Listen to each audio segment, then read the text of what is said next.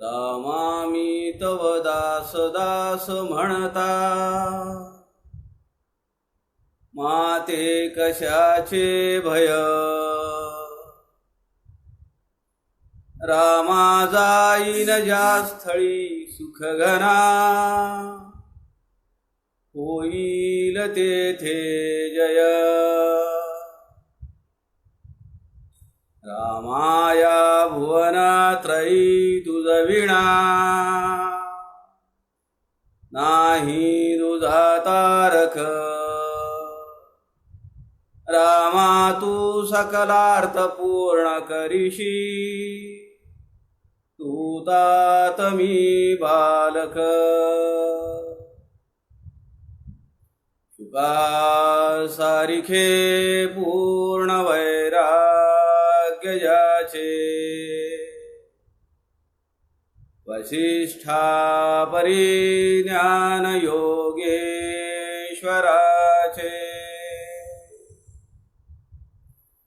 कवी वाल्मीकी सारिखा मान्य ऐसा, नमस्कार माझा सद्गुरु रामदासा. जय जय रघुवीर समर्थ, सब संतन की जय.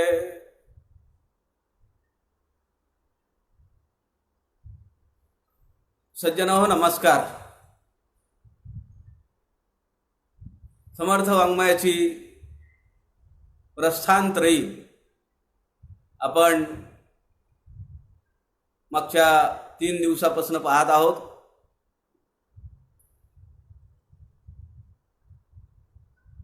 मानवी देहाचं अंततो गत्वा ध्येय ही मुक्ती आहे. पुनरपि जननम पुनरपि मरणम या चक्रातून पलीकडे जाण्यासाठी जी साधना करायची आहे, त्यासाठी प्रस्थान ठेवायचं. आणि प्रस्थान कशाच्या साधनावर ठेवायचं ते समर्थ वाङ्मयामध्ये ही प्रस्थानत्रयी म्हणून मनाचे श्लोक, ग्रंथराज दासबोध आणि आत्माराम या 3 ग्रंथांचा समावेश होतो. आपण 2 दिवसांपासून मनाच्या श्लोकांचं विवरण पाहतो आहोत. 205 मनाचे श्लोक समर्थांनी रचले.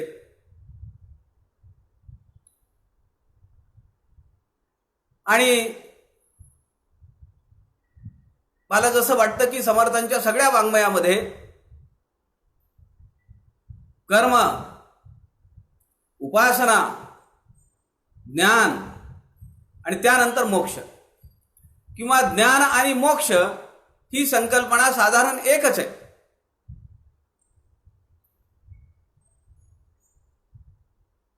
आता हे कर्म, उपासना, ज्ञान आणि मोक्ष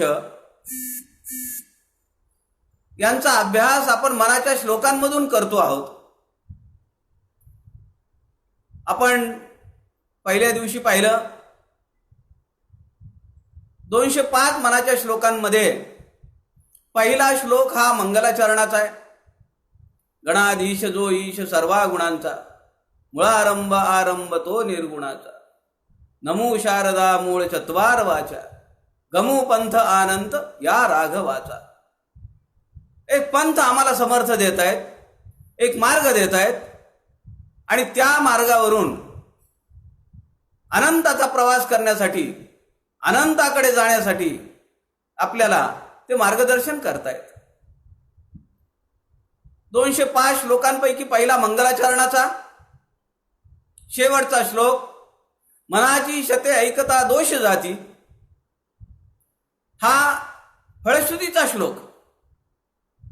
मती मंद ते साधना योग्य होती. मनाच्या श्लोकांचं विवरण, निरूपण, अभ्यास करत असताना मानवी जीवनातले सगळे दोष निघून जातात असं वचन समर्थ देतात. मती मंद ते साधना योग्य होती. ज्यांची मती, ज्यांची गती, ज्यांची बुद्धी, ज्यांची प्रज्ञा, ज्याचा मोठा आवाका आहे, त्यांना साधनेची गरज नाही. पूर्व सुकृत घेऊन आलेले असतात, पूर्व संचित असतं आणि त्याप्रमाणे या जन्मामध्ये त्यांची साधना होत असते आणि त्याप्रमाणे ते मुक्तीकडे चालू लागतात. पण ती मुक्ती भोगायची असेल, सायोज्यता मुक्तीचा अनुभव घ्यायचा असेल, फक्त अनुभव नव्हे तर त्या मुक्तीची तदाकारता आपल्याला जर अनुभवायची असेल तर मनाच्या श्लोकांचा अभ्यास हा कर्म, उपासना आणि ज्ञान या पद्धतीने आपण चाललो आहोत. पहिला श्लोक मंगलाचरणाचा,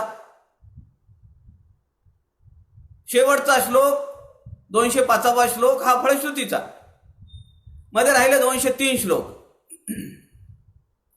श्लोक क्रमांक 2 ते 25 या श्लोकांमध्ये समर्थांनी कर्म कसं करावं ते सांगितलं. कर्म करताना काय काळजी घ्यायची ते सांगितलं. पुढच्या श्लोकांमध्ये 26 ते 100 श्लोकांमध्ये समर्थांनी उपासना सांगितली. आधी ते करावे कर्म, कर्म मार्गे उपासना, उपासका सापडे ज्ञान, ज्ञाने मोक्षची पाविजे. ज्ञान मिळाल्यानंतर मोक्ष जातोय कुठे? कर्माचे श्लोक आपण पाहिले, उपासनेचे श्लोक आपण पाहिले. काल आपण 100व्या श्लोकापर्यंत म्हणजे 26 ते 100 या श्लोकांमधून उपासना कशी करावी, उपासनेचे प्रकार, उपासना कुणी कुणी कशी केली आणि उपासनेचं फळ, यामध्ये मी सुरुवातीला सांगितल्याप्रमाणे कर्म मार्गे उपासना, आपल्या अंतःकरणात आपला भाव जागृत ठेवून आपण असं ठरवलं पाहिजे की माझं विहित कर्म ही माझी उपासना झाली पाहिजे. माझ्या उपासनेला पोषक असलेलंच कर्म मी केलं पाहिजे. माझ्या कर्मामुळे माझ्या उपासनेत बाधा येणार नाही याची काळजी आपण साधकांनी घेतली पाहिजे. विहित कर्म, जे माझ्या वाट्याला आलेलं आहे ते कर्म, नेमून दिलेलं कर्म, मग त्यामध्ये प्रापंचिक असेल, पारमार्थिक असेल, समाजाचं ऋण असेल, ते सगळं आपल्याला करत असलं पाहिजे, करता आलं पाहिजे. ते करत असताना आपली प्रायोरिटी इकडे पाहिजे, उपासनेकडे पाहिजे, आपल्या साधनेकडे पाहिजे. आणि शेवटच्या म्हणजे 80 ते 100 या श्लोकांमध्ये उपासनेचा वरचा टप्पा आलेला आहे. आता इथून ज्ञानाची झलक चालू झालेली आहे.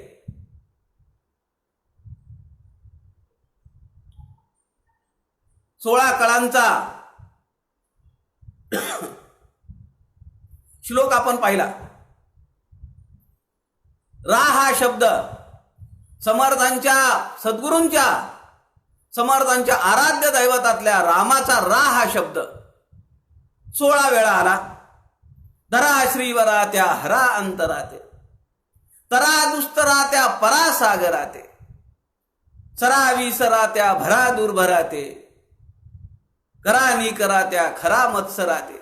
रा 16 वेळा आलेला हा शब्द साधकाला 16 कलांचा पूर्ण चंद्र आणि त्याची प्रभा त्या ज्ञानाच्या प्रकाशामध्ये त्याची साधना त्या टप्प्यापर्यंत येऊन पोहोचलेली आहे. आणि त्यानंतर आपण पाहिलं 100व्या श्लोकापर्यंत आपण काल आलो. शेवटच्या श्लोकांमध्ये जगन्माता पार्वती, महाभक्त प्रल्हाद, स्वतः भगवान महादेव या सगळ्यांनी कशी साधना केली, कशी उपासना केली ते समर्थांनी 94 ते 99 श्लोकांमध्ये सांगितलंय. उपासनेचे फायदे, उपासनेचं महत्व, उपासना करत असतानाचे धोके आपल्याला समर्थांनी या टप्प्यावर समजावून सांगितले. सज्जना हो, कर्म पाहिलं, कर्म पर श्लोक पाहिले, उपासना पर श्लोक पाहिले. आता आपण समर्थांच्या तिसऱ्या सूत्राकडे जात आहोत. ज्ञान. ज्ञान कोणतं पाहिजे? भौतिक वस्तूंचं ज्ञान समर्थांना अपेक्षित आहे का? नाही. वेगवेगळ्या विषयांचं ज्ञान अपेक्षित आहे का? त्याला समर्थांनी दासबोधामध्ये एक समासच दिलेला आहे, बहुधा ज्ञान निरूपण. हे म्हणजे ज्ञान नव्हे, ते म्हणजे ज्ञान नव्हे, ते म्हणजे ज्ञान नव्हे. समर्थ एक वेळ असं सांगतात की दुसऱ्याच्या अंतःकरणातलं ओळखणं हे सुद्धा ज्ञान नव्हे.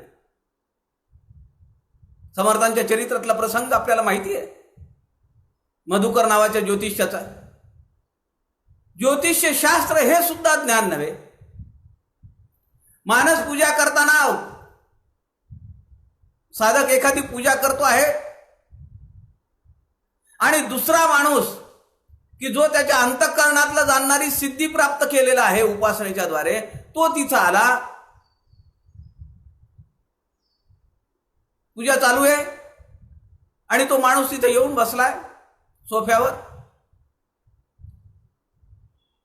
पूजा करणारा माणूस अत्यंत मनोभावे तल्लीन होऊन त्या सगुण मूर्तीची पूजा करतो आहे.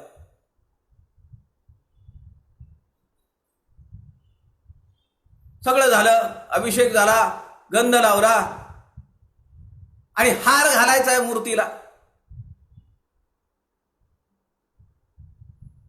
तो हार घालत असताना त्याच्या मनात येतं की अरे हार थोडा छोटा झालेला आहे. पूजा झाली. पूजा झाल्यानंतर त्यांनी सहज मागे वळून पाहिलं तर आपले मित्र मागे येऊन बसलेले. त्यांनी विचारलं, अरे केव्हा आलात तुम्ही? तर ते आलेले ग्रहस्थ त्यांचे मित्र म्हणाले, जेव्हा तुमच्या मनामध्ये माल थिटी झाली आहे, थिटे नव्हे थिटी, माल थिटी झाली आहे, छोटी झालेली आहे, हे जेव्हा तुमच्या मनात आलं तेव्हाच मी इथे येऊन बसलो. काय आत्मज्ञानी माणूस आहे. समर्थ म्हणतात हे ज्ञान नव्हे. मग ज्ञान म्हणजे काय? समर्थांची एक गोड ओवी आहे दासबोधामध्ये. पहावे आपणासी आपण, या नाव ज्ञान. म्हणजे आरशाच्या समोर जाऊन उभा राहणे म्हणजे ज्ञान आहे का? ते तर आम्ही दर अर्ध्या तासाला करतो. इकडे ठीक आहे का, तिकडे ठीक आहे का, हे ठीक आहे का, ते ठीक आहे का? मला सध्या तरी त्याची काळजी नाहीये, काय ठीक आहे आणि काय नाहीये. पहावे आपणासी आपण म्हणजे माझं स्वरूप मला जाणता आलं पाहिजे. माझा हेतू, माझ्या जन्माचा हेतू मला जाणता आला पाहिजे. आणि समर्थांनी शेवटच्या श्लोकांमध्ये 80 ते 100व्या श्लोकांमध्ये सांगितलं की आता ज्ञानाची प्राप्ती झालेली आहे. ज्ञानाचा प्रकाश तुझ्या आयुष्यामध्ये पडतो आहे. आता हे मिळालेलं ज्ञान केवळ माझ्या वैयक्तिक मोक्षाच्या प्राप्तीसाठी वापरायचं का? एवढी संकुचित वृत्ती साधकाच्या अंतःकरणात असावी का?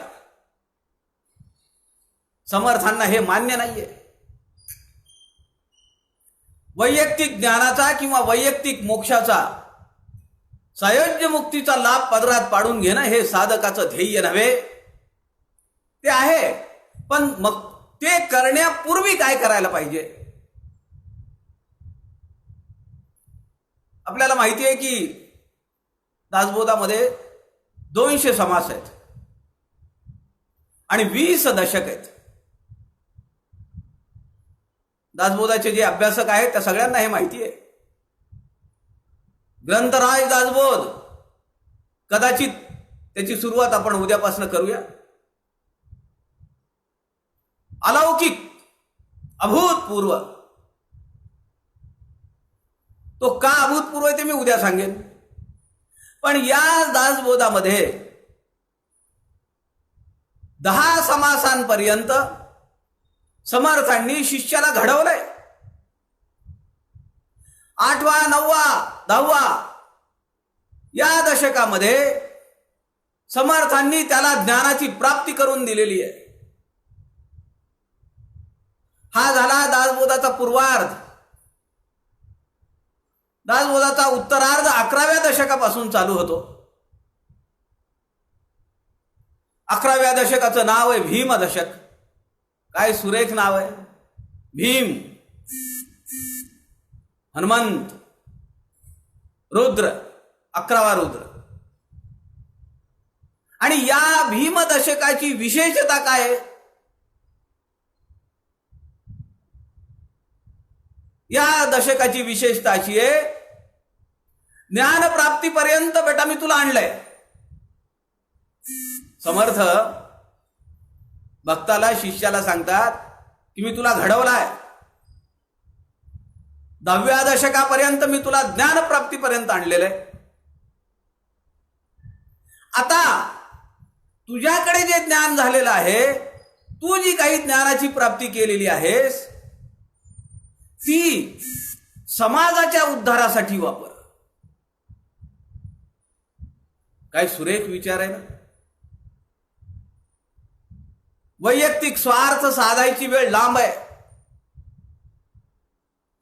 भीम दशक, 11वा दशक आमच्या दासबोधाच्या अभ्यासाला कलाटणी देतो. आमचं व्हिजन वाईड करतो. समाजाकडे पाहण्याचा आमचा दृष्टिकोन बदलतो. हे विशेष विवर्ता विशेषा विशेष कळो लागे. असा अभ्यास ग्रंथराज दासबोधाचा आपण करू, मनाच्या श्लोकांचा करू, तर आत्माराम सापडायला काही विशेष आहे का.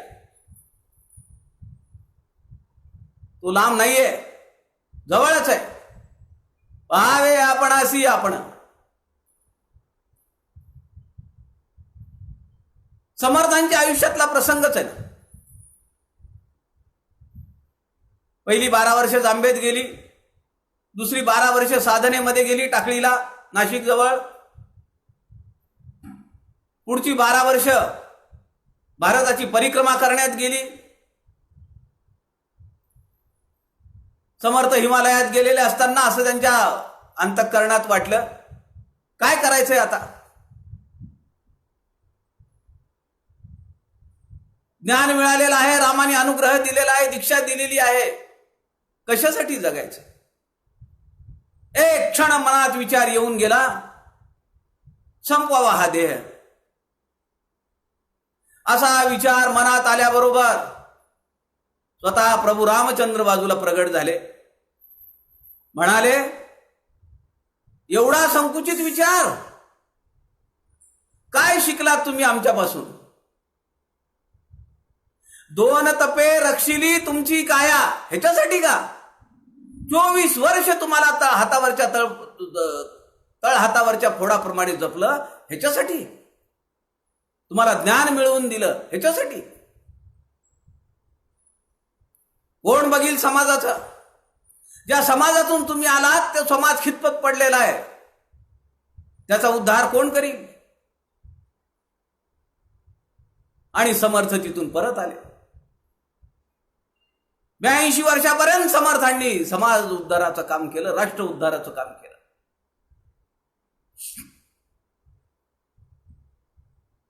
स्वामी विवेकानंदांच्या आयुष्यातला एक प्रसंग असाच आहे.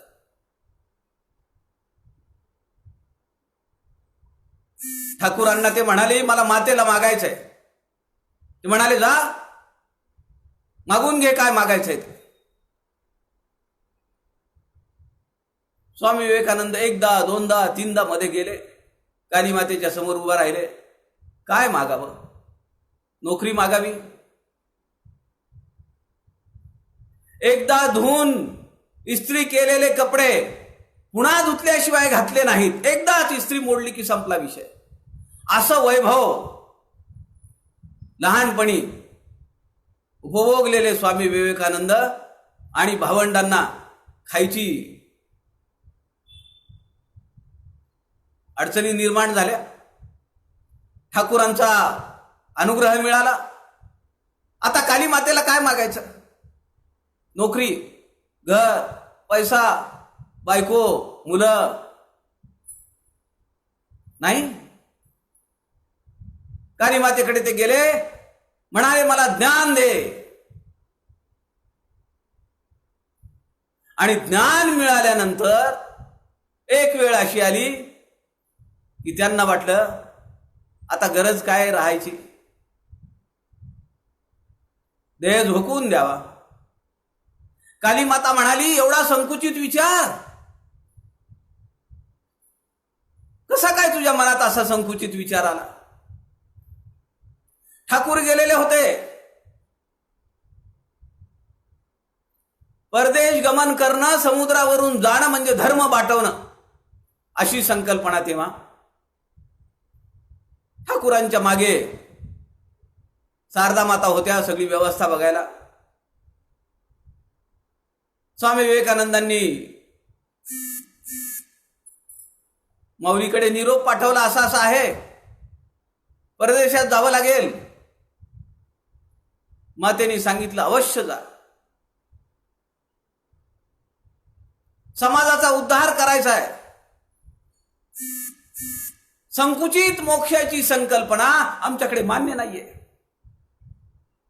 मला तुम्ही सांगा, हिमालयामध्ये काही कमी साधू आहेत का?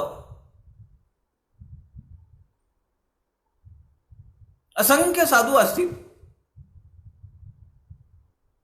50, 100, 150 वर्षापासून साधू तिथं असतील. भारतीय ग्राहक चळवळीचे आमचे बिंदू माधव जोशी एकदा हिमालयात गेले. एका साधूजीकडे गेले, नमस्कार केला. त्या साधूजींनी विचारलं क्या करते हो बेटा? बिंदू माधव जोशींनी सांगितलं की मी 1 लाईफ 1 मिशन, कल्याणकारी अर्थव्यवस्था या देशामध्ये या जगामध्ये निर्माण होईल, शोषणमुक्त समाज निर्माण होईल, यासाठी मी माझं आयुष्य वेचलेलं आहे. त्या साधूंनी बिंदू माधव जोशींकडे पाहिलं आणि म्हणाले हंडी साफ करो. हंडी है ना, हंडी, इसको साफ करो.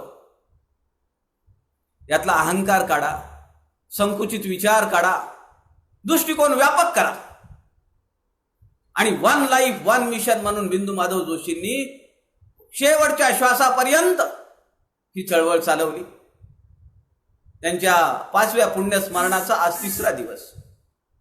मागचे 3-4 दिवसापासून आम्ही त्याच विश्वामध्ये आहोत. समर्थांची अपेक्षा हीच आहे, ज्ञान मिळालेल्या माणसांनी त्या ज्ञानाचा उपयोग केवळ वैयक्तिक स्वार्थासाठी करू नये. शिव भावे जीव सेवा. स्वामी विवेकानंद 4.5 वर्षे युरोपात राहिले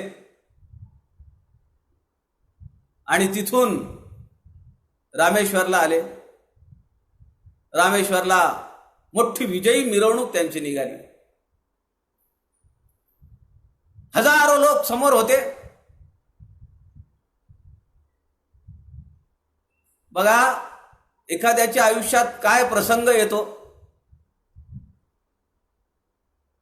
जे स्वामी विवेकानंद आदल्या दिवशी थंडीमध्ये कुडकुडत एका रेल्वेच्या डब्यात बसलेले होते, त्याच्या 3ऱ्या दिवशीच्या वर्तमानपत्रांमध्ये, जगातल्या वर्तमानपत्रांमध्ये आपण एखादं काम केलं तर त्याची ती बातमी आपल्या गावातल्या वर्तमानपत्रात येत नाही. स्वामी विवेकानंदांचं नाव जगातल्या प्रमुख वर्तमानपत्रांमध्ये पहिल्या पेजवर होतं. ते स्वामी विवेकानंद जेव्हा भारतात आले, रामेश्वरला आले, हजारो लोक समोर होते. ते म्हणाले स्वामीजी, आपण जगाला उपदेश केला आहे, काही उपदेश आम्हाला करा. स्वामीजींनी सांगितलं की तुम्हाला उपदेशाची गरज नाहीये, पण एक सांगतो, देव केवळ या देवळात नाहीये. रामेश्वरचं सगळ्यात मोठं मंदिर, 14 कुंड आहेत मंदिराच्या भोवती. प्रत्येक कुंडाचं स्नान करत जायचं असतं. देव केवळ देवळात नाहीये. समाजामध्ये जो माणूस दारिद्र्यात खितपत पडलेला आहे, त्याची सेवा करा, त्याची पूजा करा. ही भगवंताची पूजा आहे. त्यांचा मंत्र आहे शिव भावे जीव सेवा. जीवाची सेवा, त्या जीवामध्ये शिवाचं स्वरूप पाहून करणे, ही ज्ञानाच्या फलप्राप्तीची एक भूमिका आहे.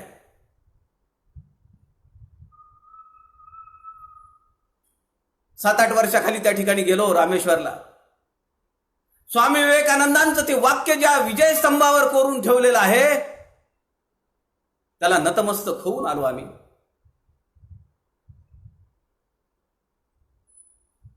समर्थ दासबोधामध्ये म्हणतात, असा ज्ञानी माणूस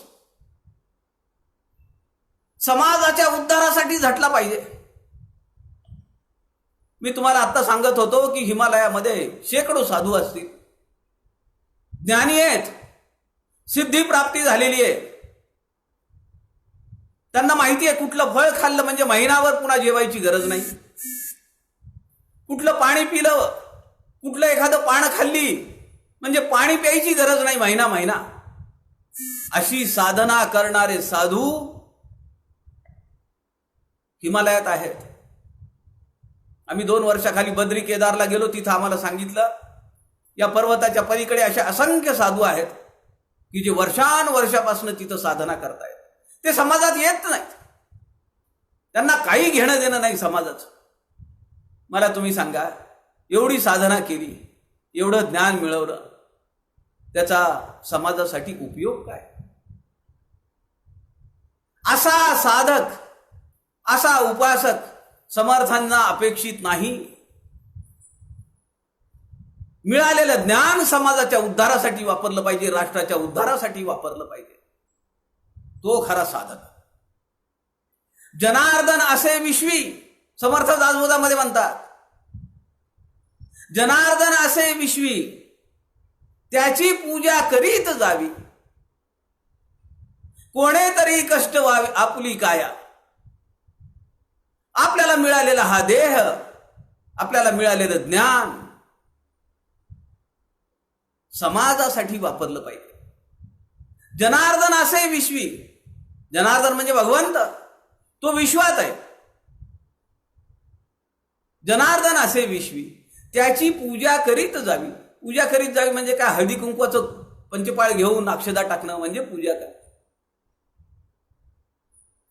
तो जनता जनार्दन, त्याचं कुठे अडलंय, कुठे नडलंय, त्याला कुठे अडवणूक होतीये का, त्याची कुठे फसवणूक होतीये का?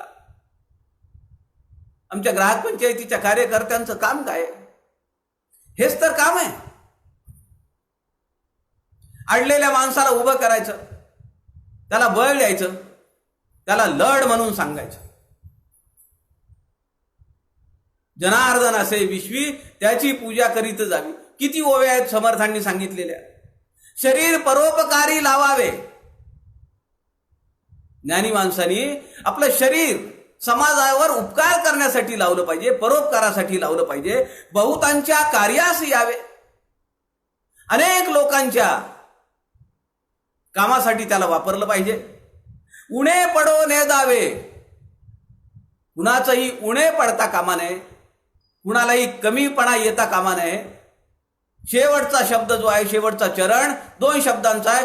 कोणी एकाचे, म्हणजे माझ्या माणसाचं उणे पडू देऊ नये, माझ्या नातलगाचं पाहावं, त्याचं पटकन काम झालं पाहिजे असं नव्हे. समाजातल्या सगळ्या घटकांप्रती माझा समभाव असला पाहिजे. उणे पडो ने दावे, कोणी एकाचे. जिकडे जग तिकडे जगन्नायक. बघा किती ओव्या आहेत दासबोधामध्ये. समाज ऋण आपण फेडलं पाहिजे, ज्ञानी माणसाने विशेषतः.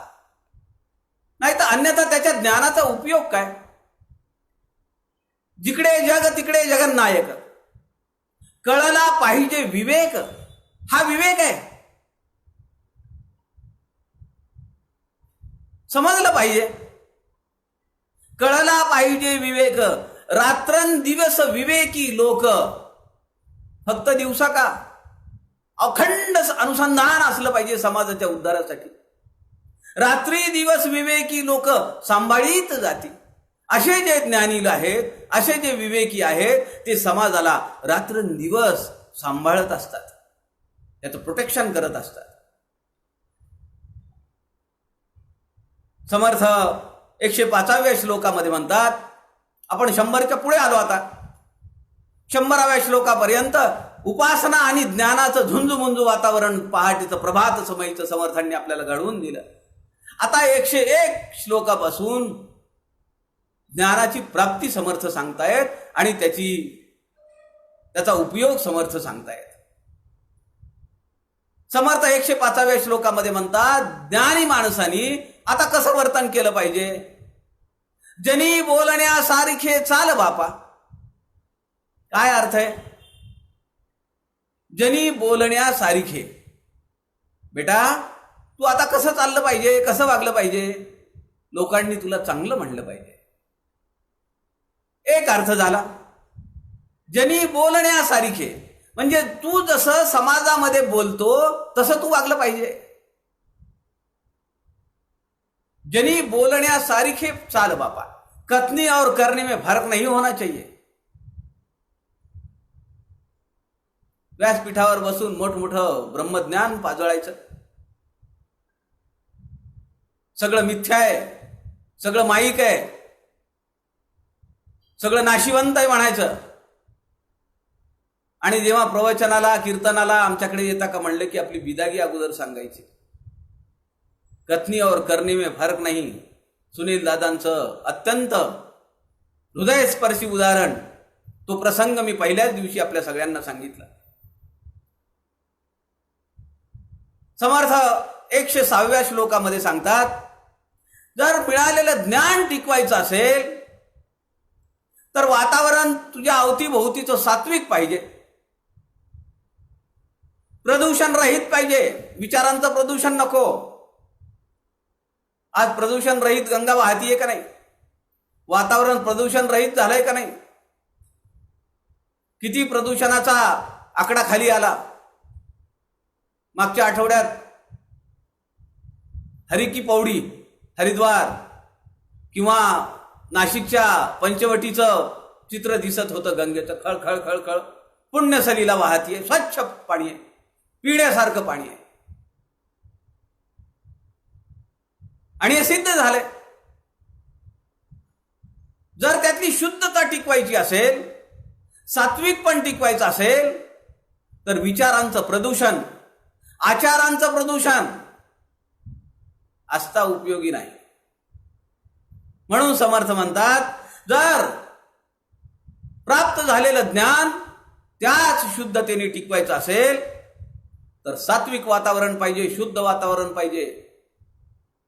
जिथं ते वातावरण नसेल तिथं न राहिलेलं बरं. बरी स्नान संध्या करी एकनिष्ठा, विवेके मना आवरी स्थान भ्रष्टा. जे भ्रष्ट झालेलं स्थान आहे त्याचा तू त्याग कर. समर्थ दासबोधामध्ये म्हणतात, नसे राम ते धाम सोडून द्यावे.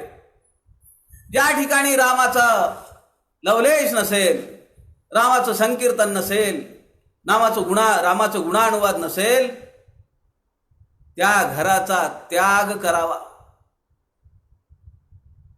म्हणून आपल्या घरामध्ये आपण दररोज भीमरूपी, रामरक्षा, गणपती स्तोत्र असं संध्याकाळी म्हणायला पाहिजे. माझ्या परिचयाचे जेवढे जेवढे लोक आहेत मी त्या सगळ्यांना सांगतो आहे. आणि बऱ्याच लोकांनी, असंख्य लोकांनी सांगितलंय, मागच्या पाडव्यापासून लॉकडाऊन आहे, बाहेर जायची सोय नाहीये.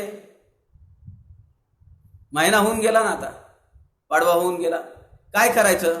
संध्याकाळी सगळ्यांनी सामूहिकपणे ही उपासना करायची. सामूहिक उपासनेचं एक वेगळं बळ आहे, एक वेगळी शक्ती आहे. आणि खूप लोक हे करतायत, त्याची प्रचिती घेत आहेत. समर्थ दासबोधामध्ये म्हणतात, नसे राम ते धाम सोडून द्यावे.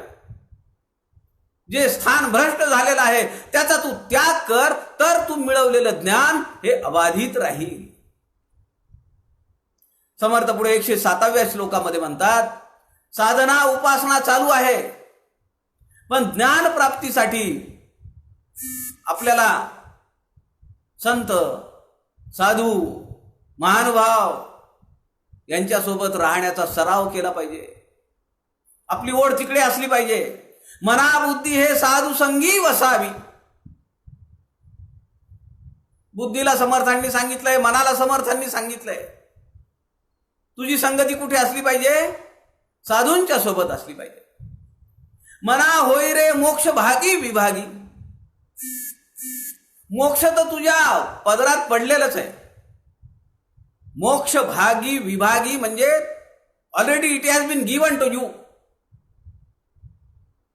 तो तुझा अधिकार आहे, ते तुला प्राप्त झालेलं आहे. त्याची चिंता तू नको करू. पण साधूंसोबत राहा, कारण भ्रष्ट कधी होशील, कधी ढळेल आपला पाय याचा नेम नाही. 111व्या श्लोकामध्ये समर्थ परत समाजाचा उद्धार झाला पाहिजे हे वारंवार सांगतायत. आपल्यासोबत समाजाचा उद्धार झाला पाहिजे. आणि समाजाचा उद्धार करत असताना समाजामधले काही नाठाळ लोक ते दबा धरून बसलेले आहेत, तुझ्या मागावर आहेत, तुझ्या विरुद्ध ते बंड करतील, पण तू घाबरता उपयोगी नाही. राष्ट्रोद्धाराचं काम तू घेतलेलं आहेस, समाजाच्या उद्धरणाचं काम व्रत म्हणून घेतलेलं आहेस, तर तिथं मागे नाही सरकता उपयोगी. ज्ञान प्राप्त झालेलं आहे. समर्थ या श्लोकामध्ये 111व्या श्लोकामध्ये म्हणतात, हिताकारणे बंड पाखांड वारी. समाजाचं हित होण्यासाठी पाखांडांनी उभं केलेलं बंड ते तू वारी म्हणजे त्याचा निपात केला पाहिजे, ते संपवलं पाहिजे. बघा, समाजाचं उद्धरण करण्यासाठी स्वामी विवेकानंदांनी आपलं आयुष्य झोकून दिलं. किती वर्ष आयुष्य मिळालं? अर्ध शतक माणसाला पुरं करता आलं नाही. 38 वर्ष 8 महिने 39 वर्षाचं आयुष्य मिळालं नाही. आद्य शंकराचार्यांची आपण प्रवचनमाला परमपूजनीय विश्वास शास्त्रीजी घोडजकरांच्या मुखारविंदातून याच संत समागम व्यासपीठावर ऐकली. किती वर्ष आयुष्य मिळालं? केवळ 32 वर्ष आयुष्य मिळालं. त्यातली 20 वर्ष आचार्यांनी पाखंडांचं खंडन करण्यात घालवलं. अख्ख्या भारतभर परिक्रमा केली, 4 मठांची स्थापना केली. किती मोठं काम त्या काळामध्ये केलं. काय वाहन होतं, कम्युनिकेशनचं काय साधन होतं, पण साधना आणि ज्ञानच एवढं दिव्य होतं की आईने शेवटचे श्वास घ्यायला चालू केले. गावामध्ये कालेडीला. आणि आचार्य कुठे आहेत? बद्रीनाथला. तिथून निरोप पाठवला. आचार्य लगोलग निघाले. किती दिवस लागले? घरी गेले. आईला ज्ञान दिलं, समर्थांनी जसं दिलं, कपिल मुनींनी दिलं, तसं आद्य शंकराचार्यांनी आईला ज्ञान दिलं. आईने देह सोडला. पण मुलगा संन्यास घेऊन गेला, तो घरात येत नाही, म्हणून समाजातल्या काही लोकांनी हे घर वाळीत टाकलं. बघा, आज हजारो वर्ष झाली आद्यशंकरांच्या प्रती आपला भाव, आपलं अंतःकरण नतमस्तक होतं. पण अशा माणसाच्या आयुष्यात सुद्धा आईच्या अंत्यविधीला 4 लोक जमा होऊ शकली नाहीत.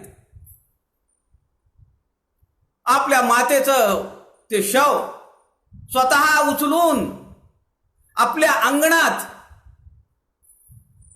शंकराचार्यांनी सरण रचलं, आईला त्यावर ठेवलं आणि अग्नी दिला. पाखांडांचं बंड ज्याला मोडून काढायचंय त्याच्या आयुष्यामध्ये असे प्रसंग सुद्धा येऊ शकतात. किती महान माणूस, विश्वास बसतो का आपला? आद्य शंकराचार्यांची आई गेली तेव्हा आईला खांदा द्यायला सुद्धा माणसं आली नाहीत, कारण ते घर वाळीत टाकलेलं होतं. स्वतःला आईचं प्रेत उचलून सरणावर ठेवावं लागलं आणि अग्नी दिला. किती कठीण आहे. समर्थ 111व्या श्लोकामध्ये म्हणतात, समाजाचं हित करायचंय ना, तुझ्या ज्ञानप्राप्तीच्या फळश्रुतीचा एक भाग म्हणून हे तुला करावं लागेल. मग हे सगळं करत असताना काही बंड लोक, काही नाठाळ लोक तुझ्या मार्गामध्ये व्यत्यय उभा करतील, हर्डल्स उभे करतील. त्याला सोडून तुला पुढे जावं लागेल.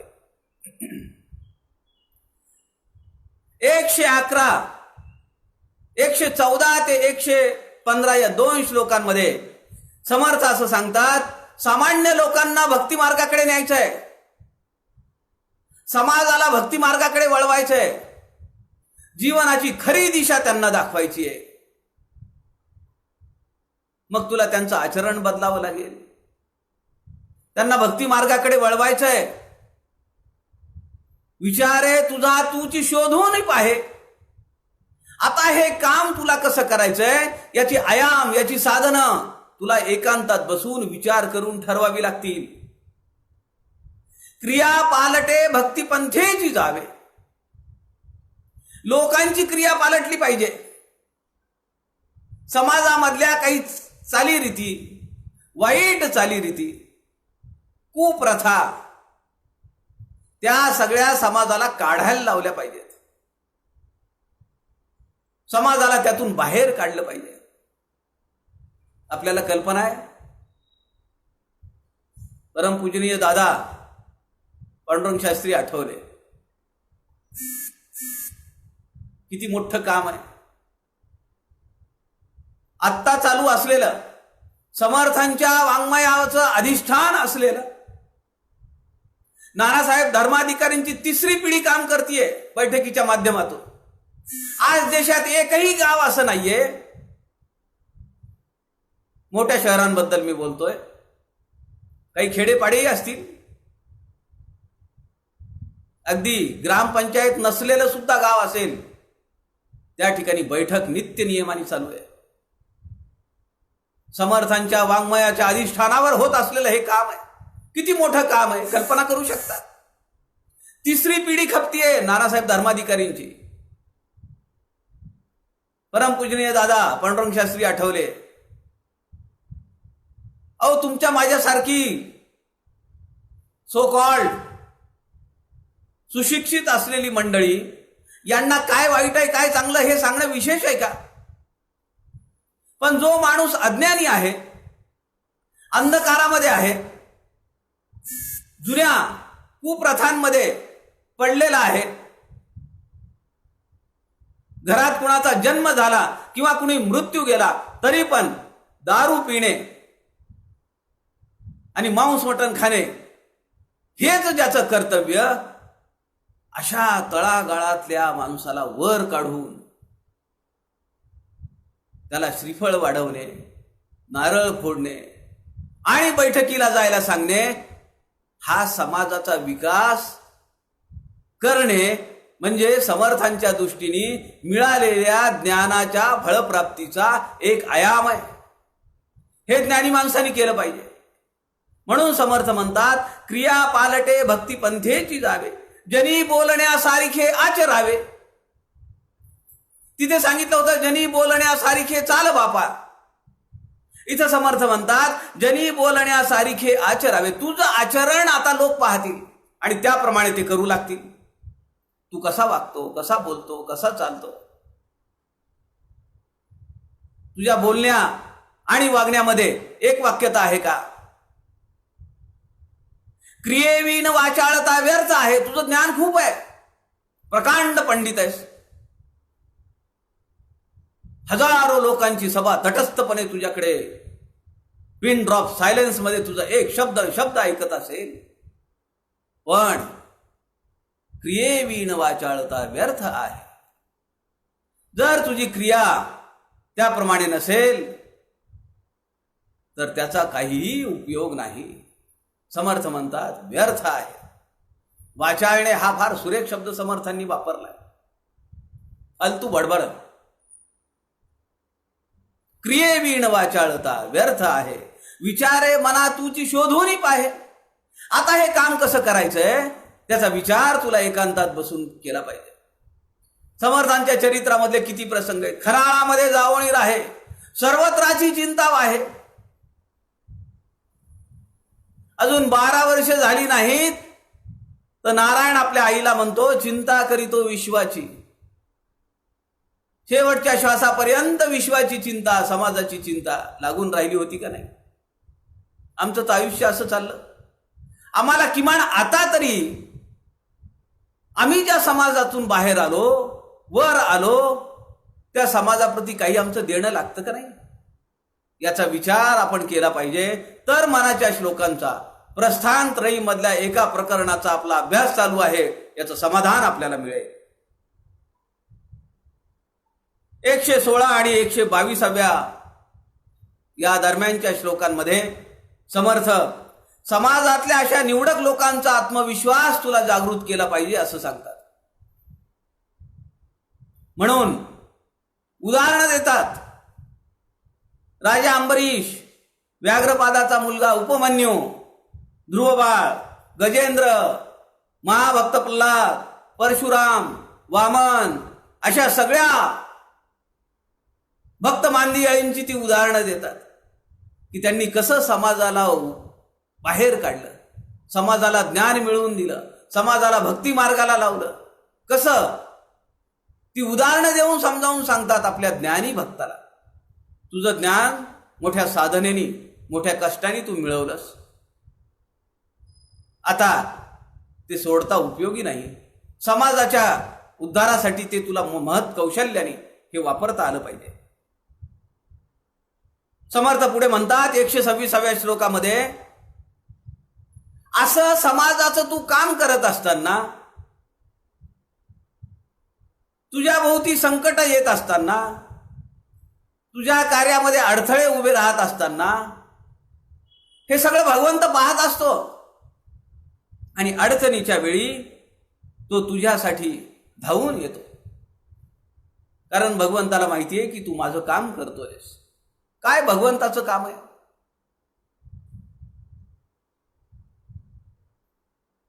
भगवंताचं काम काय?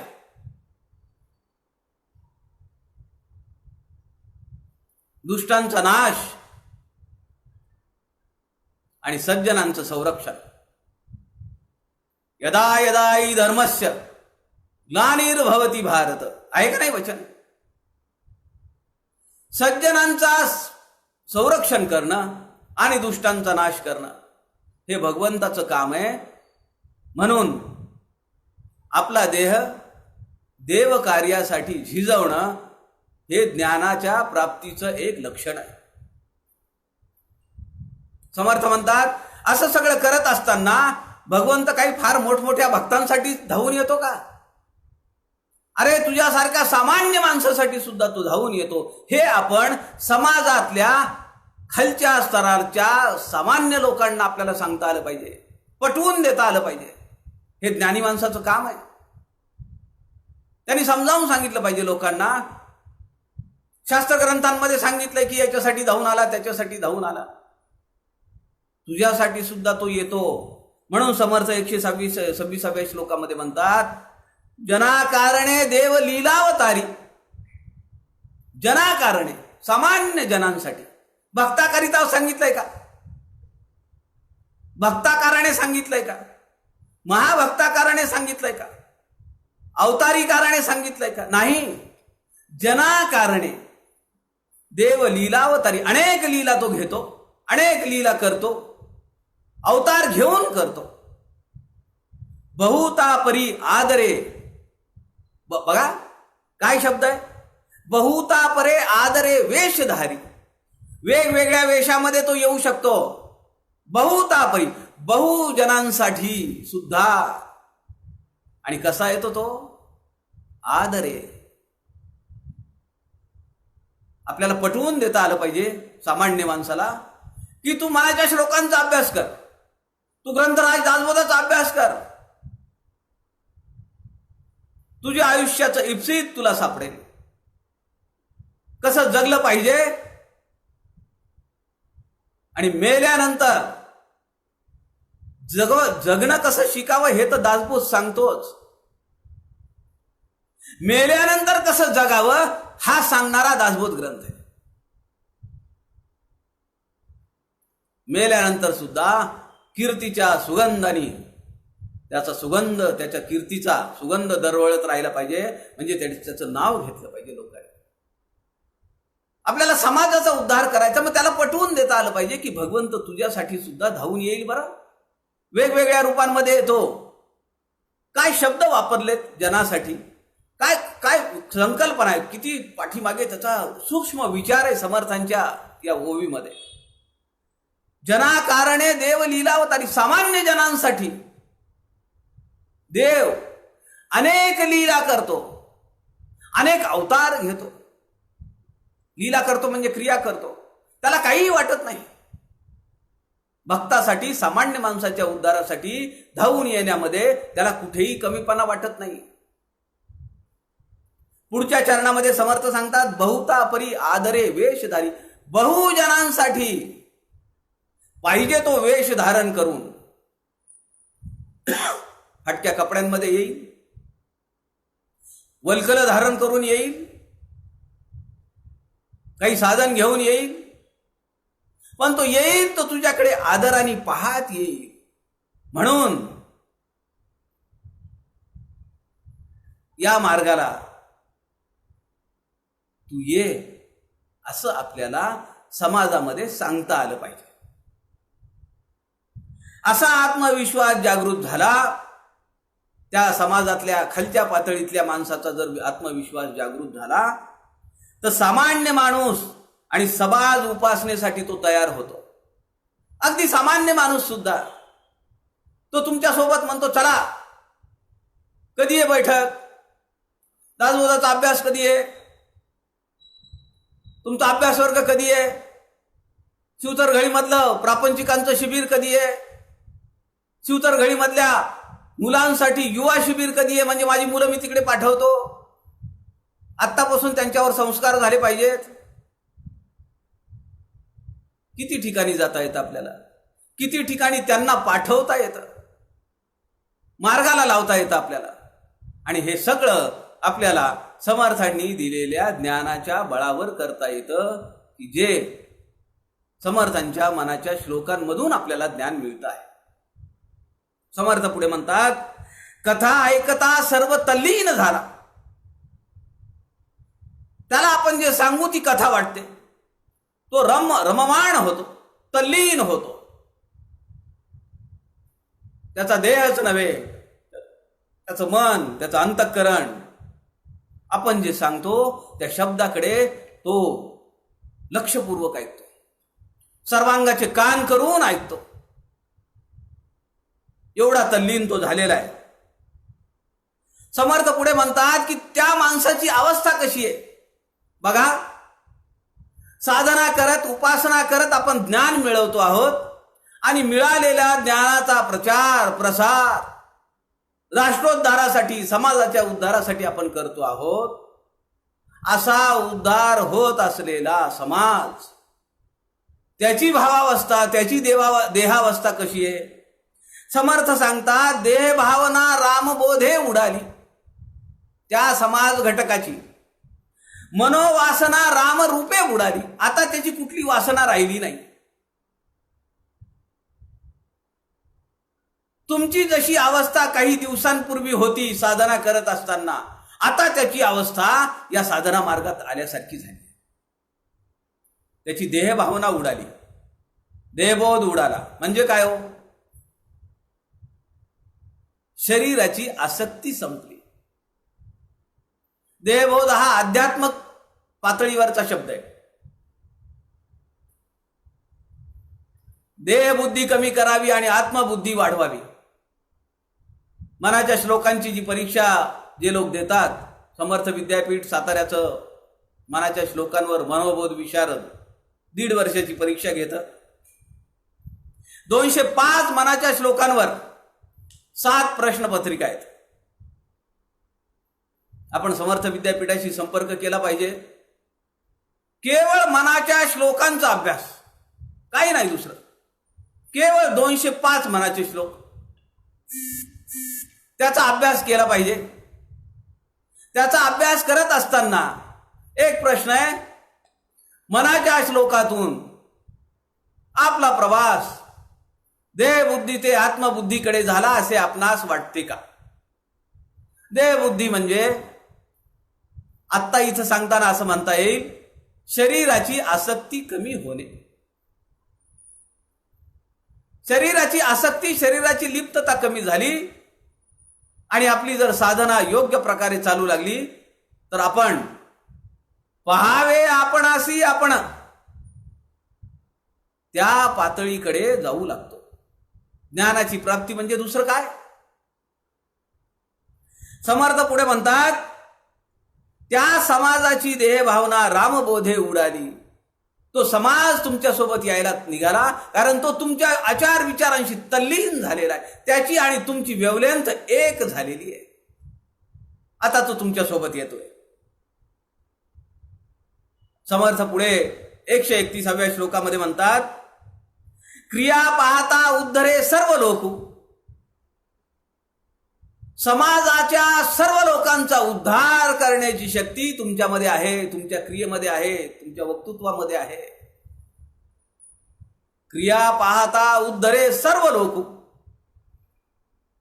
सगळ्या लोकांचा उद्धार करायचा आहे.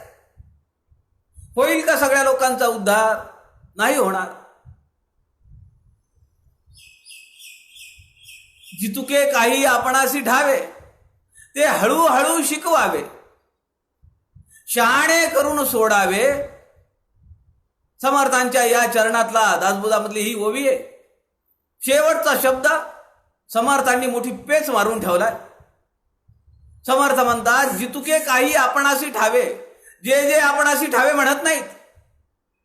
जे जे या शब्दाचा अर्थ होतो व्यापक. जे जे तुला पाहिजे ते मागून घे, काय पाहिजे ते मागून घे, असं नाही.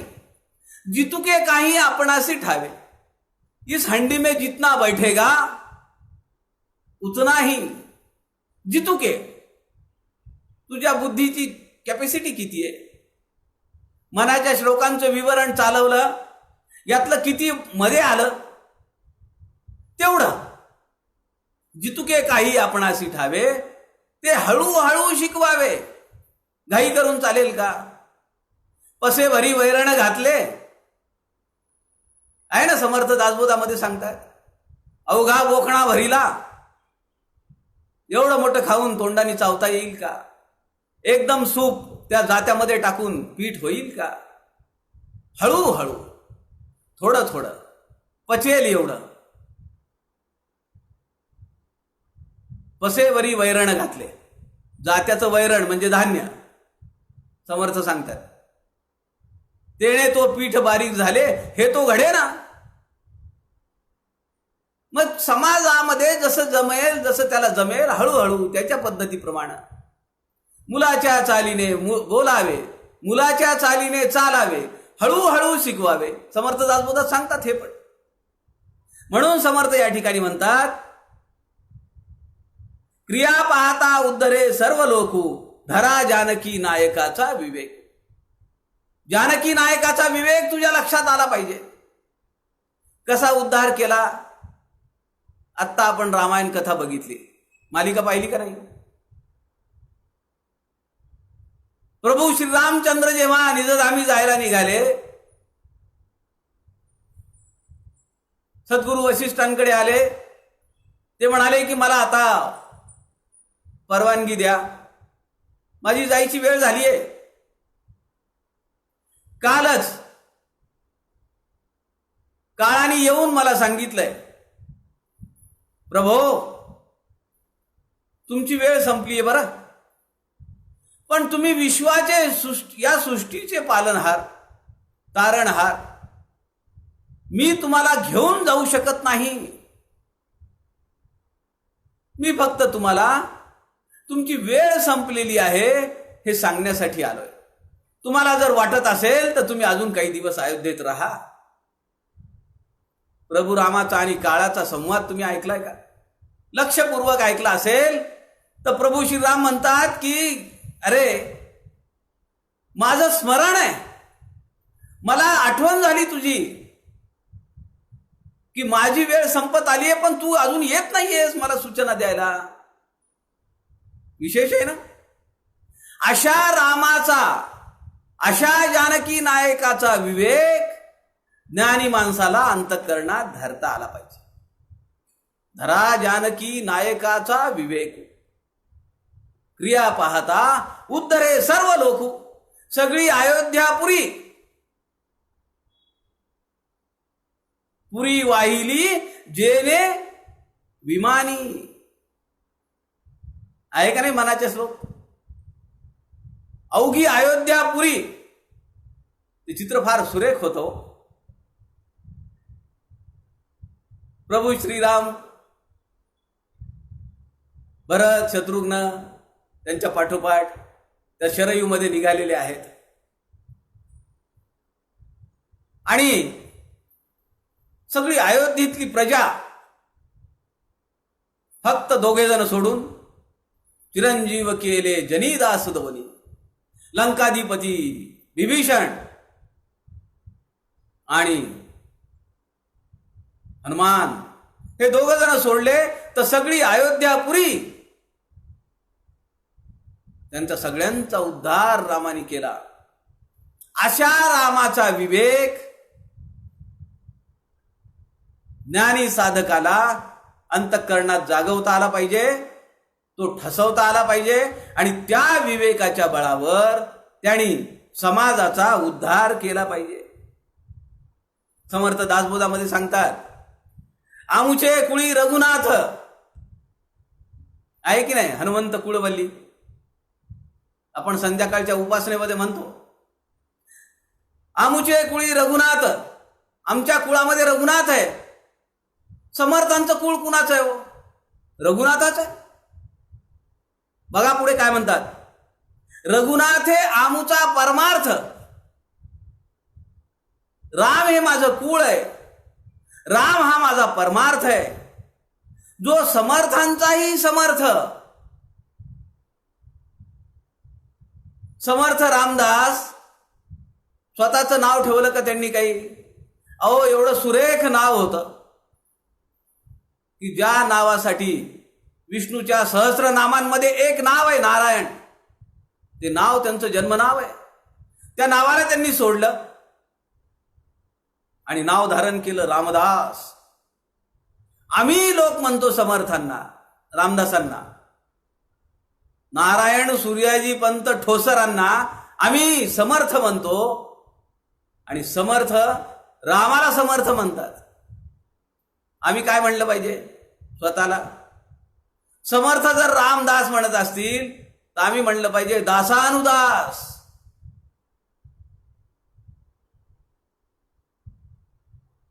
म्हणून समर्थ या ठिकाणी म्हणतात की जो समर्थांचाही समर्थ, अशा रघुनायकाचा, अशा रामाचा विवेक आम्ही अंतःकरणात ठसवला पाहिजे की जो समर्थांचाही समर्थ आहे, देवांचा देव आहे, देवांना सोडवणारा. कुठे होते हो बंदी देव? आपण रामायण मालिका बघितली, पाहिलं आपण. रावणाने सगळ्या देवांना बंदी करून ठेवलं होतं. तुमचं सूक्ष्म निरीक्षण आहे का? रावण जेव्हा आपल्या सिंहासनावर बसत होता तर तो पाय कुणावर ठेवत होता? पालथ्या पडलेल्या शनीवर ठेवत होता. बघा, ज्या शनीच्या प्रकोपाने कुटुंबच नव्हे, घरच नव्हे, व्यक्ती उद्ध्वस्त होतात, त्या शनीचा प्रभाव पडला म्हणजे. आणि तो पडू नये म्हणून लोक काय काय करतात, कुठे कुठे जातात. अशा शनीला आपल्या सिंहासनाच्या समोर भर दरबारामध्ये पालथा घातलाय, त्याच्या पाठीवर पाय दिलेला आहे रावण आहे. अशा रावणाच्या दरबारामध्ये जे बंदी होते देवादिदेव, त्यांना सोडवणारा राम आहे, म्हणून तो समर्थांचाही समर्थ आहे. अशा रामाची उपासना समर्थांनी केली. अशा समर्थांची उपासना आपण करतो आहोत. काय छोटा मोठा वारसा आहे का आपल्याकडे? आता समर्थांचं कुळ रघुनाथाचं कसं? समर्थांच्या वडिलांची सूर्योपासना आहे. किती वर्षानुवर्ष सूर्योपासना केलेली आहे, किती पिढ्यांनी केली सूर्योपासना, म्हणून समर्थांचा अवतार आहे. सूर्योपासना म्हणजे सूर्यवंशी श्री रामचंद्र दशरथ सूर्यवंशी हे रामाचं पूर्ण नाव आहे. आम्ही फक्त श्रीराम श्रीराम म्हणतो. श्रीराम दशरथ सूर्यवंशी. अशा सूर्याची उपासना आपण पाहिलं ना रामामध्ये. सूर्य देवतेकडे प्रत्येक वेळी आपल्याला तिथं वेगवेगळ्या उत्सवांमध्ये वेगवेगळ्या प्रसंगांमध्ये ते सूर्य दाखवला होता. ते कुळ आहे समर्थांचं. वडिलांच्या वडिलांनी पिढ्यानपिढ्या सूर्योपासना झाली, म्हणून रघुवंश, त्याचा अंश किंवा त्याचं कुळ. समर्थांनी सूर्य नमस्कार किती घालावेत? सूर्याची उपासना आहे ना, 1200 सूर्य नमस्कार समर्थ घालत होते रोज. 1200 सूर्य नमस्कार स्वतः घालत होते आणि समाजातल्या लहान लहान पोरांकडनं सूर्य नमस्कार घालून देत. गायत्री मंत्राचं पुरश्चरण केलं. श्रीराम जय राम जय जय राम या त्रयोदशाक्षरी मंत्राचं पुरश्चरण टाकळीला नाशिक जवळ 12 किलोमीटरवर नंदिनी आणि गोदावरीच्या संगमावर उभा राहून पहाटेपासून सूर्योदयापासून माध्यान्हपर्यंत ही उपासना चालू होती. म्हणून सूर्यवंश, म्हणून सूर्योपासना, म्हणून त्या रघुनाथाचा वंश. समर्थ पुढे असं म्हणतात, अशा हरिभक्तास जो ज्ञानोत्तर साधना करीत आहे त्याला पाहिले तर एक प्रकारचं समाधान प्राप्त होतं. आणि असा ज्ञानी माणूस की जो समाजाच्या उद्धारासाठी खपतो आहे, राबतो आहे, समाज सुद्धा त्याच्या सोबत यायला निघालेला आहे, अशा ज्ञानी माणसाचा दुरून दर्शन झालं किंवा थोडं भाग्य असेल तर त्याच्या पायावर डोकं ठेवता आलं, अजून भाग्य असेल तर त्याच्या समोर बसून 2 शब्द त्याचे ऐकता आले तर त्याच्यासारखं भाग्य काय? समर्थ 133व्या श्लोकामध्ये म्हणतात, अशा ज्ञानी माणसाच्या म्हणजे तया दर्शने स्पर्शने पुण्य जोडे. त्याच्या दर्शनाने त्याच्या स्पर्शाने पुण्य जोडल्या जातं, पुण्य मिळतं. तया भाषणे नष्ट संदेह मोडे. त्याचं भाषण, त्याचे 2 शब्द आपल्या कानात जर पडले तर नष्ट आणि संदेह. बघा काय रचना आहे शब्दांची. तू माझ्यावर संदेह घेऊ नको सांग, तू माझ्यावर शंका घेऊ नको सांग. समर्थ त्याला शब्द काय लावतात पुढे? नष्ट. एखाद्या शब्दाची गरिमा वाढवण्यासाठी, प्रभाव वाढवण्यासाठी, त्यातली शक्ती वाढवण्यासाठी समर्थांनी अशा शब्दांची चपखल पेरणी केलेली आहे. महाभक्त प्रल्हाद, तसं या ठिकाणी समर्थ सांगतात, तया भाषणे नष्ट, की जे मुळात नाहीतच, की जे चुकीचं आहे, ती सगळी संकल्पना जी आहे चुकीची, ती मुळापासून नष्ट होते, मुळापासून. अशा ज्ञानी माणसाचं सहज बोलणे हितोपदेश. तो सहज काही गोष्टी बोलून जातो आणि ते समाजाला वाटतं की काय गोष्ट सांगितली होती. सहज बोलतो तो माणूस. तो काही फार अभ्यास करत नाही, फार ग्रंथ दांडोळत नाही, सहज बोलून जातो. पण समाजाला त्याची प्रेरणा मिळते. समाज म्हणतो काय बोलतात, किती सुरेख बोलतात ना, एक एक शब्द आपल्या अंतःकरणात ठेवून घ्यावा असं बोलतात. आपल्या आयुष्यात असे अनेक प्रसंग येतात की नाही सांगा. कितीतरी आचार्यांच्या, महानुभावांच्या सभेमध्ये आपण जाऊन बसतो, आपण कॅसेट ऐकतो, आपण CD ऐकतो, वेगवेगळ्या माध्यमातून. लॉकडाऊनच्या काळामध्ये आपल्याला काही ही भयावह परिस्थिती, ही भयप्रद स्थिती, यातून आपल्याला मानसिक बळ मिळावं, थोडी चेतना मिळावी, चैतन्य मिळावं, म्हणून हे सगळे उपाय जे चालू आहेत त्याचा एक भाग म्हणून संत समागम व्यासपीठ चालू आहे. आणि या व्यासपीठाच्या माध्यमातून आपल्याशी काही सुखसंवाद करता येतो आहे, ही माझ्या परम भाग्याची, माझ्या आयुष्यातील कृतार्थ क्षण आहे हा.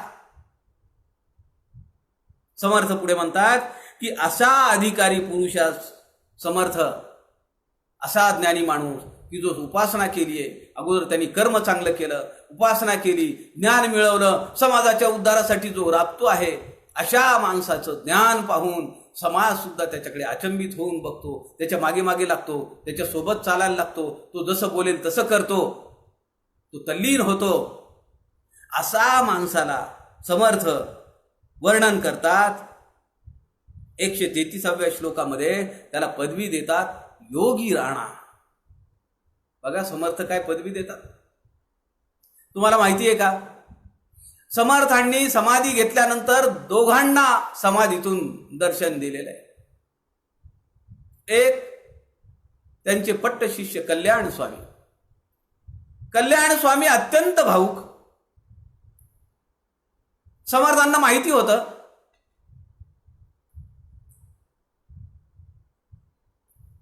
की कल्याण इथं असताना आपलं जाणं त्याला खूप कठीण जाईल. म्हणून समर्थांनी कल्याणांना डोमगावला पाठवलं.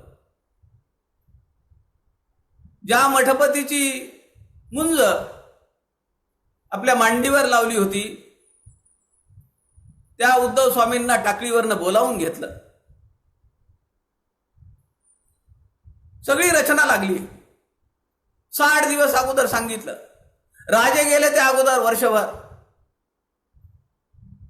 छत्रपती शिवाजी महाराज गेले आणि समर्थांना असं वाटतं की आपले प्राण निघून गेले.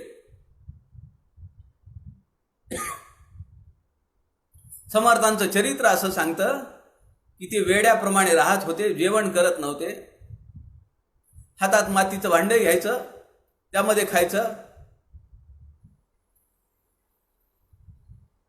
लोक असं म्हणाले रामदासांना पिशाच्य लागलं. पिसाट रामदास. समर्थांनी उद्धवांना बोलावून घेतलं आणि समर्थ माघ महिन्यामध्ये गेले. माघ शुद्ध नवमीला, माघ वद्य नवमीला गेले. समर्थांनी देह ठेवल्याची सूचना कल्याण स्वामींना मिळाली डोंगावला. कल्याण धावत पळत सज्जनगडावर आले. वर गेले, समाधीच्या समोर धाय मोकलून रडले. मला न सांगता तुम्ही गेलातच कसे?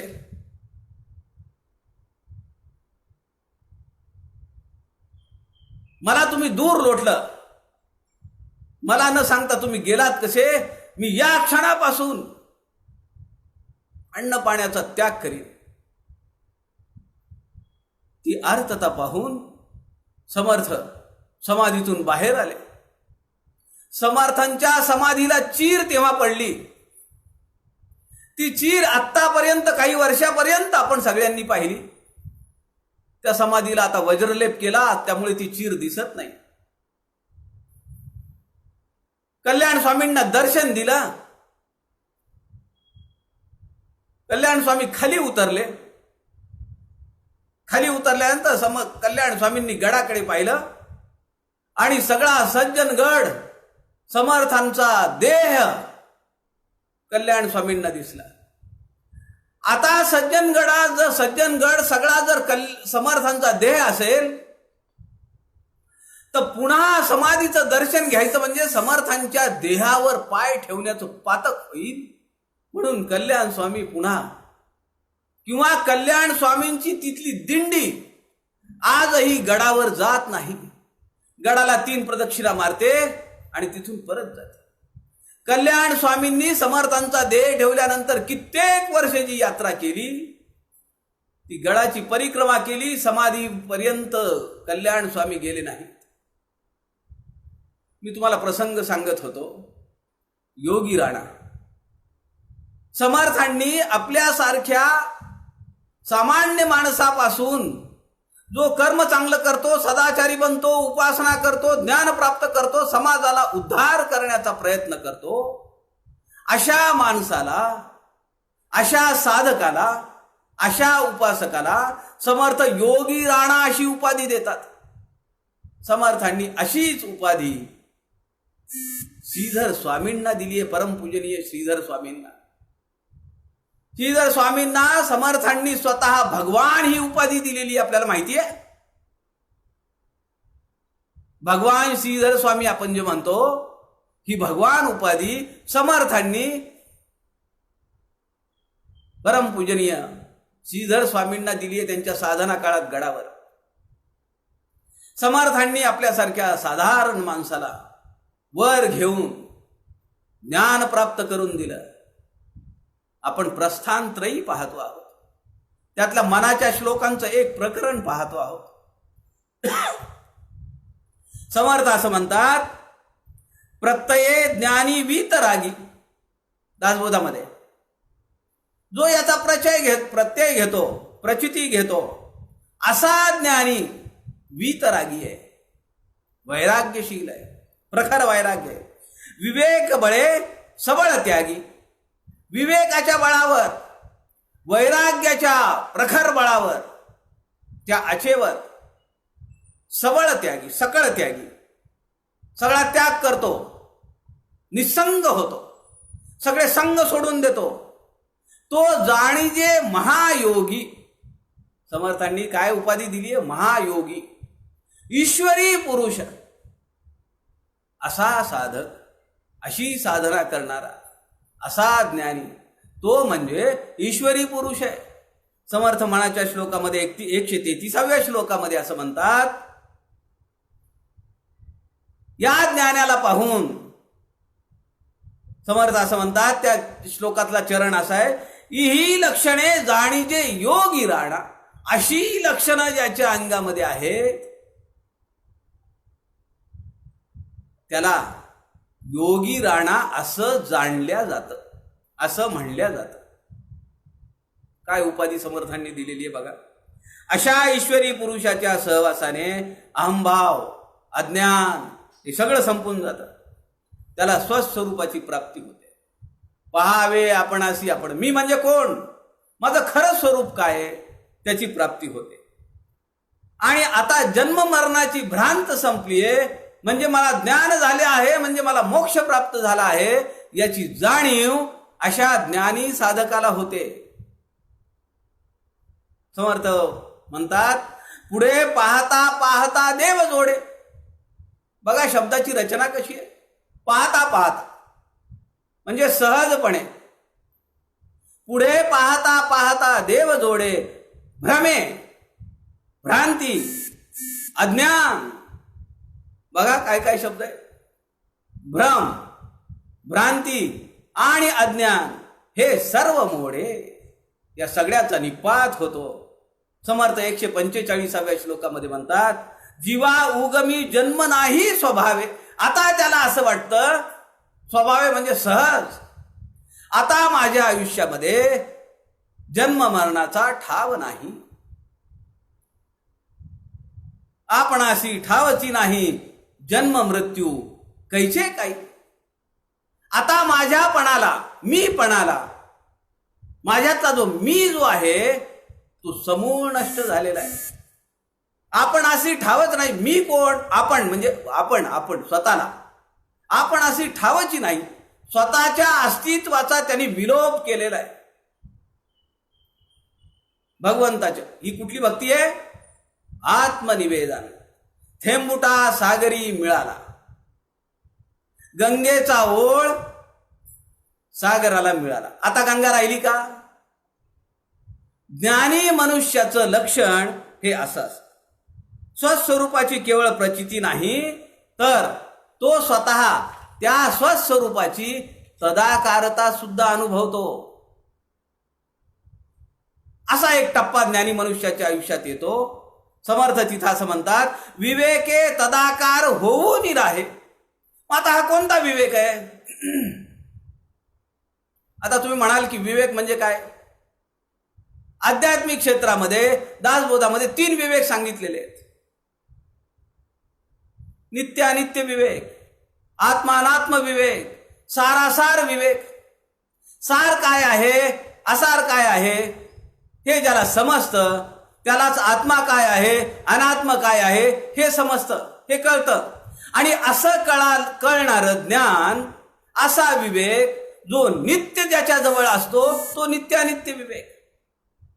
अशा नित्यानित्य विवेकाने आपल्या स्वरूपाची तदाकारता जो अनुभवतो, असा मनासंत आनंद शोधून राहे. असा तो अंतःकरणामध्ये तो अनुभव, तो आनंद तो पाहत असतो. म्हणजे पाहणारा वेगळा आहे. बघा काय शब्दांची रचना आहे. तो पाहत असतो म्हणजे पाहणारा वेगळा आहे आणि तो काहीतरी पाहतोय. म्हणजे पाहण्याची आता अजूनही आत्मनिवेदन किंवा अजूनही स्वस्वरूपाची प्राप्ती झालेली नाहीये. आपला कुठला चरण चालू आहे लक्षात ठेवा. ज्ञान दृढ होण्यासाठीच आपला अभ्यास चालू आहे. आता आपण त्या टप्प्यापर्यंत आलो. ज्ञान प्राप्त झालेलं आहे. ज्ञानी माणसाची लक्षणं समर्थांनी सांगितली, त्याचं आचरण कसं असलं ते सांगितलं. आता विवेके तदाकार होऊन राहे, ती स्वस्वरूपाची अनुभूती तो तदाकार होऊन पाहतो. आता तदाकार होऊन पाहतो म्हणजे तदाकारता झाली म्हणजे 2 नाही, अद्वैत आहे. पुढे पाहे म्हणजे पाहणारा आलाय, द्वैत आलंय, पण इथं अद्वैतच आहे. तदाकारता आपण म्हणतो ना बऱ्याच वेळा, मी एवढा तल्लीन झालो, मी एवढा तदाकार झालो, ती धून ऐकताना, ती बंदिश ऐकताना. असं होतं ना बऱ्याच वेळा होतं. समर्थांनी 14 ब्रह्मांची नावं सांगितली, त्यातला एक शब्द ब्रह्म सांगितला. संगीत गायन दे रे राम म्हणणारे समर्थ, संगीताचं ज्ञान किंवा संगीताचं एखादं पद्य, एखादं काव्य आपण अनुभवत असताना, एखादा ठेका आपण अनुभवत असताना काही क्षण आपली तदाकारता होते. आपल्याला देहबुद्धी राहत नाही. मी कुठं बसलोय, कुठल्या सभेमध्ये बसलोय का, कुठल्या मैफिलीत बसलोय का, लक्षात राहत नाही. आता ही तदाकारता म्हणजेच मुक्ती आहे. हीच खरी मुक्ती. समर्थ 150व्या श्लोकामध्ये म्हणतात, शाश्वत सुखमय आनंदाच्या तरंगाचा हा डोह म्हणजेच कैवल्याची प्राप्ती. रूप आणि वर्णरहित वस्तूंची तदाकारता. तिथं रूप नाहीये, वर्ण नाहीये, आकार नाहीये. म्हणून समर्थ 150व्या श्लोकामध्ये म्हणतात, नसे पीत ना श्वेत ना श्याम काही. श्वेत पीत श्याम, नसे पीत ना श्वेत ना श्याम काही, नसे व्यक्त अव्यक्त ना नीळ नाही. काय अर्थ आहे? योग साधनेतल्या प्रक्रिया आहेत. ग्राहक तीर्थ बिंदू माधव जोशींचा उल्लेख येणारच.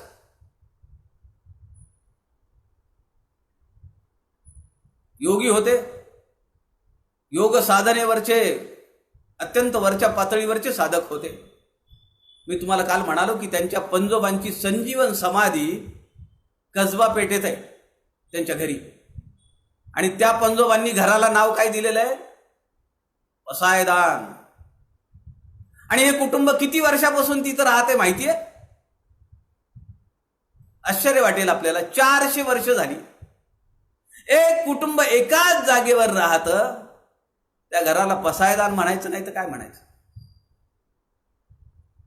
या योग साधनेतल्या या प्रक्रिया आहेत. योग साधना करत असताना असे काही तरंग आपल्या नजरेसमोर येतात, असं योग साधनेतल्या ते साधक सांगतात, ते ज्ञानी सिद्ध लोक सांगतात. म्हणून समर्थांनी या ठिकाणी ही ओवी घेतलेली, हा श्लोक घेतलेला आहे. अशा ज्ञानी माणसाला, ज्याला ज्ञान प्राप्त झालेलं आहे, नसे पीत ना श्वेत ना श्याम काही, काहीही दिसत नाही, त्याच्या पलीकडे तू गेलेला आहे. नसे व्यक्त, त्याच्यासमोर काही व्यक्त स्वरूपात दिसत नाही. नसे अव्यक्त, काही अव्यक्त सुद्धा नाहीये. व्यक्तही नाही अव्यक्तही नाही. कुठला रंग नाही, वस्तू नाही, रूप नाही, भास नाही, ना नीळ नाही. आकाशाची ते जे स्वरूप आहे ना, त्याला ही उपमा दिलेली आहे. आकाश कसं असतं? तुम्ही निरभ्र आकाश बघा. आभाळ आणि आकाश ह्याच्यात फरक आहे. जेव्हा भरून येतं ते आभाळ असतं, आणि जेव्हा निर्विकारी असतं ते आकाश असतं. कुठलेही विकार नसताना जे असतं ते आकाश, त्याला कुठलाही रंग नाहीये. पण जेव्हा अंतःकरण भरून येतं, अनेक विचार, अनेक चिंता, अनेक विचारांचे कंगोरे आपल्या अंतःकरणात उछलकूद करतात, तेव्हा ते आभाळ होतंय. बरं, आता आभाळ भरून येण्याचे दिवस आहेत पुढे. अवकाळी पाऊस येईल. त्या अवकाळी पावसाच्या बाहेर आपल्याला आता येता आलं पाहिजे. लॉकडाऊन जरी चालू असला तरी आपल्याला त्यातून सुखरूपपणे बाहेर येता आलं पाहिजे. म्हणून मनाच्या श्लोकातून आम्हाला ज्ञानाच्या प्राप्तीपर्यंत कर्म, उपासना, ज्ञानाची प्राप्ती आता झालीये. हा 150वा श्लोक आहे की जेव्हा त्याला चराचरामध्ये काहीही दिसत नाही, इथं ज्ञानाची प्राप्ती झाली. आता ते ज्ञान टिकवून ठेवण्यासाठी 151 ते 204 एवढ्या श्लोकांचा अभ्यास आपण उद्या करूया. संत समागम या व्यासपीठावरून समर्थांच्या वाङ्मयावर आधारित असलेल्या प्रस्थान त्रयीच्या पैकी, त्रयी म्हणजे 3, अंततोगत्वा जे उद्दिष्ट आम्हाला साध्य करायचं आहे, सायुज्य मुक्ती मिळवायची आहे, जे ज्ञान प्राप्त करायचं आहे, त्याची प्राप्ती करून घेण्यासाठी जे मार्ग आम्हाला चालायचा आहे, कर्म, उपासना, ज्ञान, ते ज्ञान प्राप्त आता झालेलं आहे. ज्ञानी माणसाची सगळी लक्षणं या ठिकाणी समर्थ सांगतात. पण मिळालेलं ज्ञान ते दृढपणे थांबलं पाहिजे, त्याला राखता आलं पाहिजे. मी काल म्हणालो तसं पैसा मिळवणे, हे संपत्ती मिळवणं हे विशेष नाहीये. ती टिकवून ठेवणं हे महत्वाचं आहे.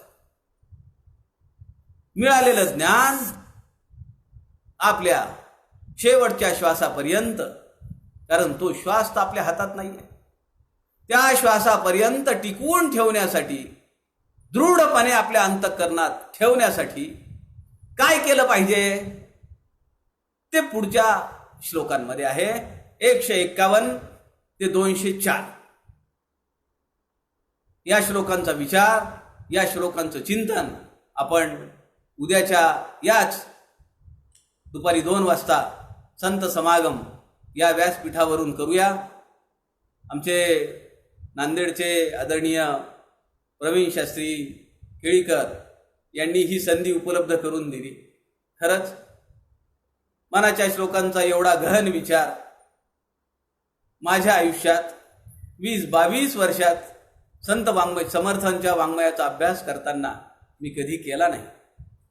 तो करण्याचं भाग्य लॉकडाऊनच्या अवस्थेत मी सध्या दमनला मुलाकडे आहे. अशा परिस्थितीत एक वेगळी वैचारिक मानसिक अवस्था असताना हा सगळा गहन विचार जो मनाला भावला तो तुमच्या समोर ठेवण्याचं एक कृतार्थ क्षण माझ्या आयुष्यातला एक परमभाग्याचा क्षण मी मानतो. आपल्या सगळ्यांना धन्यवाद देतो. उद्या परत याच वेळेस आपण भेटूया. जय जय रघुवीर समर्थ.